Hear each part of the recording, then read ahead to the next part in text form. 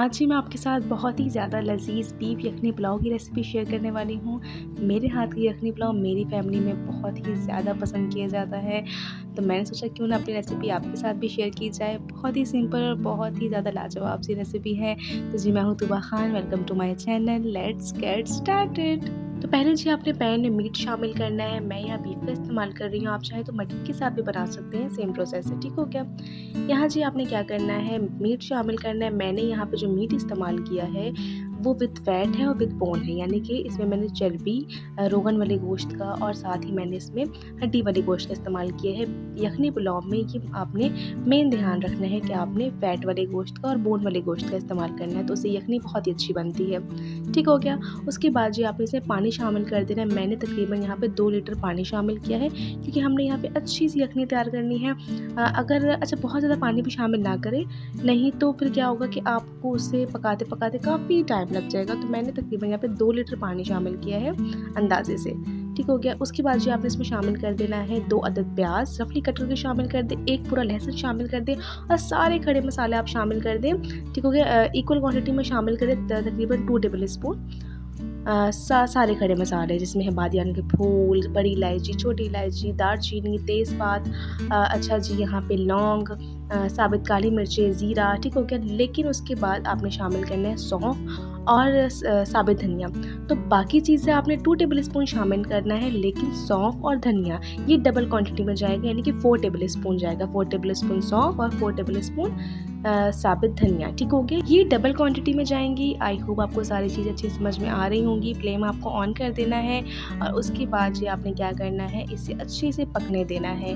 Medium flame पे आपने इसे ढक के तब तक पकाना है जब तक मीट हमारा अच्छे से टेंडर ना हो जाए। यहाँ मैंने अदरक का एक छोटा सा टुकड़ा क्रश करके शामिल किया है। अच्छा जी, यखनी को पकते हुए तकरीबन यहाँ पे 1 घंटा हो चुका है। पता नहीं वो किन लोगों का मीट होता है जो 25 से 30 मिनट में कुक हो जाता है। हमारे मीट को पकने में तो अच्छा खासा टाइम लग जाता है, तो यहाँ पे ऑलमोस्ट घंटा तो लग गया इसे पकते हुए। तो मीट यखनी हमारी रेडी हो चुकी है। तो आपने इसे क्या करना है, छान लेना है और जो स्पाइसेस हैं उनको आपने वेस्ट कर देना, क्योंकि उसका तो कोई काम नहीं है, उसकी यखनी तो निकल चुकी है। जो मीट है आपने उसे सेपरेट कर लेना है और यखनी को भी आपने सेपरेट कर लेना है, ठीक हो गया।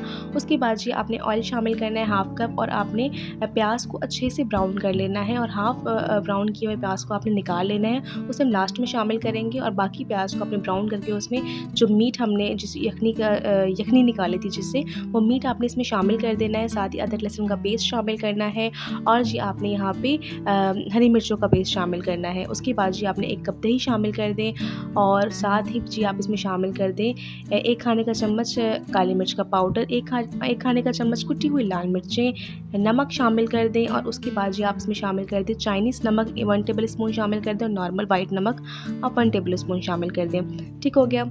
उसके अच्छा ये नमक आप याद रखें कि हमने यखनी में भी शामिल की हुई है, तो इस हिसाब से आप बैलेंस करके ही शामिल करें। उसके बाद जी आपने अच्छे से भूनना है मीट को। जब अच्छे से भुनाई हो जाए तो उसके बाद जी आपने इसमें यखनी शामिल कर देनी है।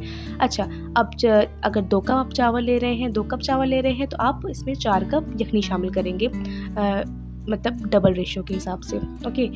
तो यहाँ जी आपने यखनी शामिल कर देना है और यखनी जब में अच्छा सा उबाल आ जाए तो फिर आपने इसमें चावल शामिल कर देना। चावल को मैंने तकरीबन 1 घंटे पहले अच्छे से वॉश करके सोक करके रखा था, तो वो आप इसमें चावल शामिल कर दें और उसके बाद जी आप इसे मीडियम फ्लेम पर पकने दें। जब आपको लगे कि पानी जो है वो 1 कप रह गया है इसमें और बाकी पानी ड्राई हो चुका है, तो उसके बाद जी आपने इसे दम पे रख देना। नीचे भारी तले का तवा रखें, ढक के तकरीबन आप इसे 20 मिनट तक बिल्कुल लो फ्लेम पे दम दें और उसके बाद जी आपका जो यखनी पुलाव है वो बन के बिल्कुल तैयार है। कितनी सिंपल सी, कितनी आसान सी रेसिपी थी, मगर ये खाने में इंतहाई लजीज है। एक दफ़ा अगर आप इस रेसिपी को फॉलो करते हुए यखनी पुलाव बनाएंगे तो आप मुझे दुआएं देंगी। इतनी कमाल की रेसिपी है, जल्दी से जाएं, बनाएं, एंजॉय करें, मुझे फीडबैक दें कि आपको रेसिपी कैसी लगी। लास्ट में आपने जो फ्राइड अनियन को आपने सेपरेट करके रखा था उसे आपने गार्निश करना है और जी यखनी पुलाव बिल्कुल तैयार है। होपफुली आपको आज की रेसिपी बहुत पसंद आई होगी। मिलते हैं इंशाल्लाह इस तरह की मज़ेदार सी वीडियोज़ में। तब तक के लिए अपना बहुत सारा ख्याल रखें, मुझे दुआ में याद रखें।